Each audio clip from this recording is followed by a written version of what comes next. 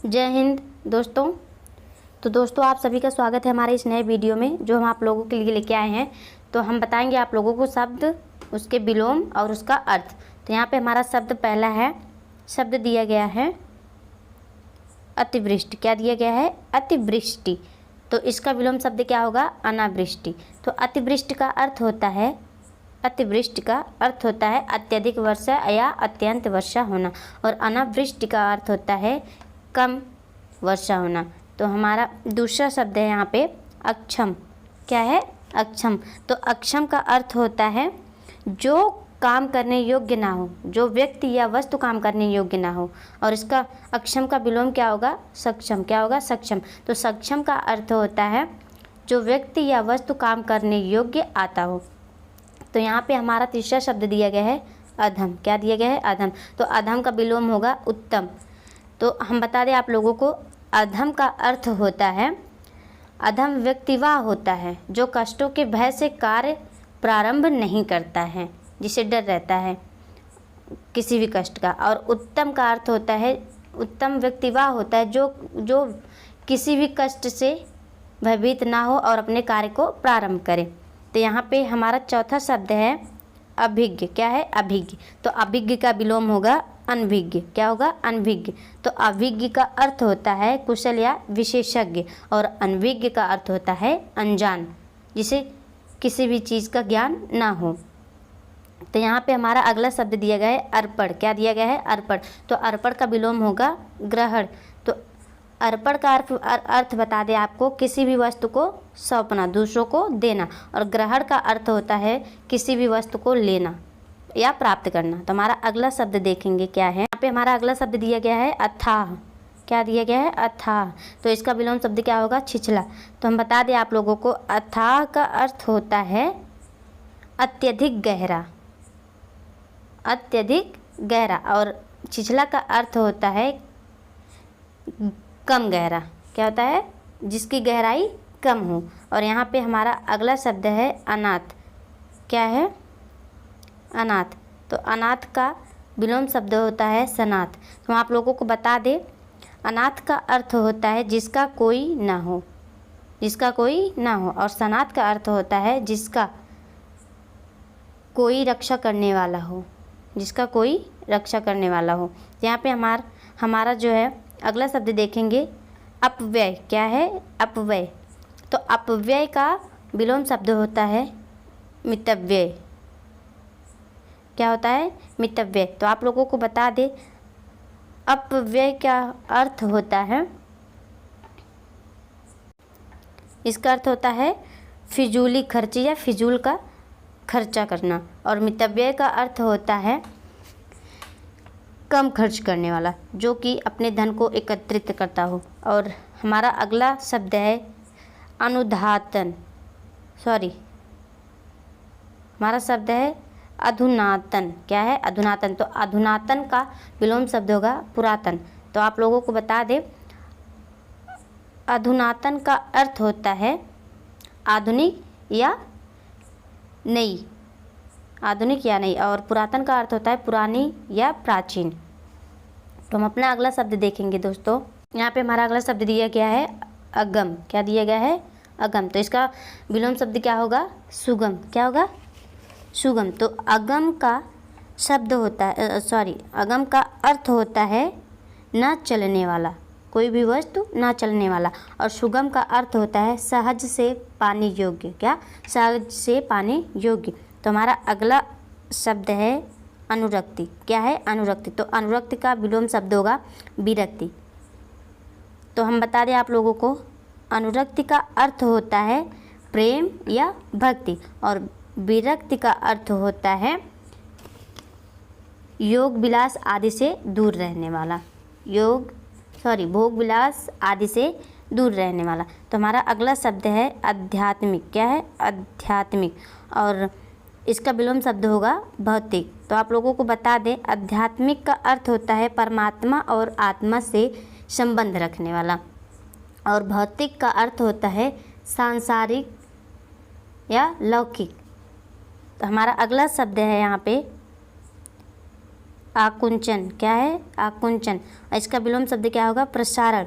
तो आकुंचन का अर्थ होता है, आकुंचन का अर्थ होता है किसी भी वस्तु का सिकुड़ना, और प्रसारण का अर्थ होता है, प्रसारण का अर्थ होता है किसी भी वस्तु का फैलना। शब्द है आमिष, क्या है? आमिष। तो आमिष का विलोम क्या होगा? निरामिष। क्या होगा? निरामिष। तो हम आप लोगों को बता दें, आमिष का अर्थ होता है मांसाहारी या शिकारी, और निरामिष का अर्थ होता है मांस रहित, जो कि मांस ना खाता हो। और हमारा अगला शब्द है आलोक। आलोक का विलोम होगा तिमिर। क्या होगा? तिमिर। तो आलोक का अर्थ होता है प्रकाश या चमक, और तिमिर का अर्थ होता है अंधकार। दोस्तों देखते हैं हमारा अगला शब्द क्या है। हमारा यहाँ पे अगला शब्द दिया है इहलोक। क्या दिया गया है? इहलोक। और इसका विलोम शब्द क्या होगा? परलोक। क्या होगा? परलोक। तो आप लोगों को बता दें, इहलोक का अर्थ होता है मृत्युलोक। क्या होता है? मृत्युलोक, जिसे हम धरती पे या धरती कहते हैं, सॉरी, मृत्युलोक तो धरती पे ही होता है, और यहाँ पे परलोक है। क्या है? इलोक का विलोम शब्द होता है परलोक। तो परलोक का अर्थ होता है दूसरी दुनिया। क्या? दूसरी दुनिया। तो अगला शब्द है हमारा इतिश्री। इतिश्री का विलोम शब्द होता है श्री गणेश। तो इतिश्री का अर्थ होता है किसी भी कार्य की समाप्ति, और श्री गणेश का अर्थ होता है किसी भी कार्य को प्रारंभ करना। तो यहाँ पे हमारा अगला शब्द है इति। तो अभी हमने आपको बताया, तो यहाँ पे इति का विलोम होता है अथ। तो यहाँ भी हमने आपको बताया इति का अर्थ होता है प्रारंभ करना, और अथ का अर्थ होता है समाप्त करना। तो हमारा अगला शब्द है ईश। क्या है? हमारा अगला शब्द है ईश। तो ईश का विलोम शब्द होगा अनीश। तो आप लोगों को बता दें, ईश का अर्थ होता है ईश्वर। क्या होता है? ईश्वर। और अनीश का अर्थ होता है जिसका कोई स्वामी ना हो, या फिर जिसका कोई भगवान ना हो। तो यहाँ पे आप लोगों को अगला शब्द बता दें, ईश्वर यहाँ भी दिया गया है, और इसका विलोम शब्द होगा अनीश्वर। क्या होगा? अनीश्वर। तो इसका भी यही अर्थ होगा भगवान, और अनीश्वर का अर्थ होगा अनीश्वर का अर्थ होगा ईश्वर को न मानने वाला, ईश्वर को न मानने वाला। तो हम देखेंगे हमारा अगला शब्द क्या है। यहाँ पे हमारा शब्द दिया गया है ईडा। क्या दिया गया है? ईडा। और ईडा का विलोम शब्द होता है निंदा।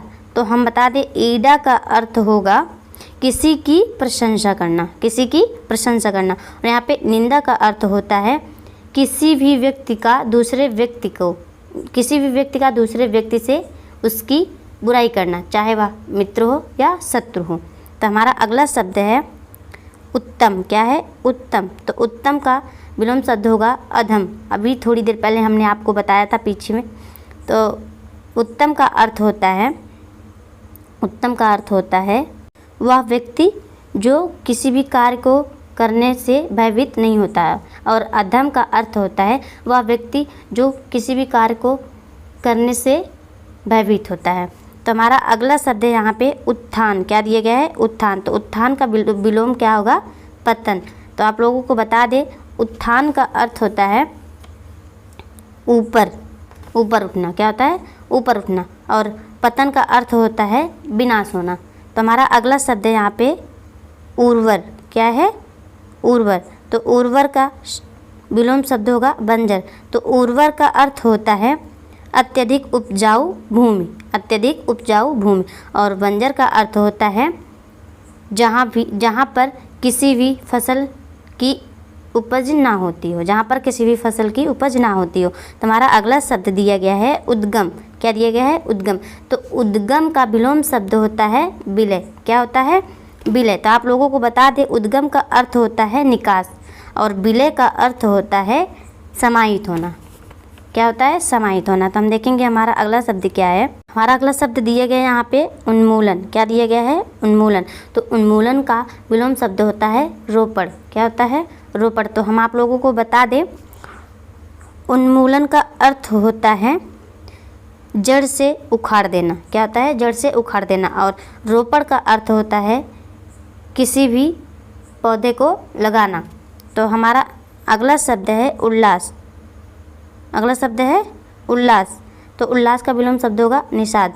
तो यहाँ पे उल्लास का अर्थ होता है खुशी या प्रशंसा या प्रसन्नता, और विषाद का अर्थ होता है दुखी या खिन्न होना। हमारा अगला शब्द देखेंगे। हमारा अगला शब्द दिया गया है यहाँ पे उज्ज्वल। क्या दिया गया है? उज्ज्वल। तो उज्ज्वल का विलोम शब्द होगा धूमिल। क्या होगा? धूमिल। तो उज्ज्वल का अर्थ होता है भव्य या आकर्षक होना। भव्य या आकर्षक होना। और धूमिल का अर्थ होता है धुंधला या साफ दिखाई न देना। धूमिल का अर्थ होता है धुंधला या साफ न दिखाई देना। तो हमारा अगला शब्द है यहाँ पे उत्कृष्ट। क्या है? उत्कृष्ट। तो इसका विलोम शब्द क्या होगा? निकृष्ट। क्या होगा? निकृष्ट। तो आप लोगों को बता दें, उत्कृष्ट का अर्थ होता है श्रेष्ठ या उत्तम। श्रेष्ठ या उत्तम। और निकृष्ट का अर्थ होता है नीच या मध्यम। नीच या मध्यम। तो हमारा लास्ट क्वेश्चन है, लास्ट शब्द है विलोम कृतज्ञ। क्या दिए गए यहाँ पे? कृतज्ञ। कृतज्ञ का विलोम शब्द होगा अकृतज्ञ या कृतज्ञ। क्या होगा? कृतज्ञ। तो कृतज्ञ का अर्थ होगा किए हुए उपकार को मानने वाला। क्या होगा? किए हुए उपकार को मानने वाला। अकृतज्ञ का अर्थ होगा उपकार न मानने वाला, जो कि कार्य को उपकार करता हो और उसे न मानता हो। तो दोस्तों, अगर आप लोगों को हमारा वीडियो अच्छा लगता हो तो हमारे चैनल को सब्सक्राइब कीजिए। अगर आप नए हो तो हमारे चैनल को सब्सक्राइब कीजिए और हमारे वीडियो को लाइक कीजिए, शेयर कीजिए। थैंक यू, धन्यवाद।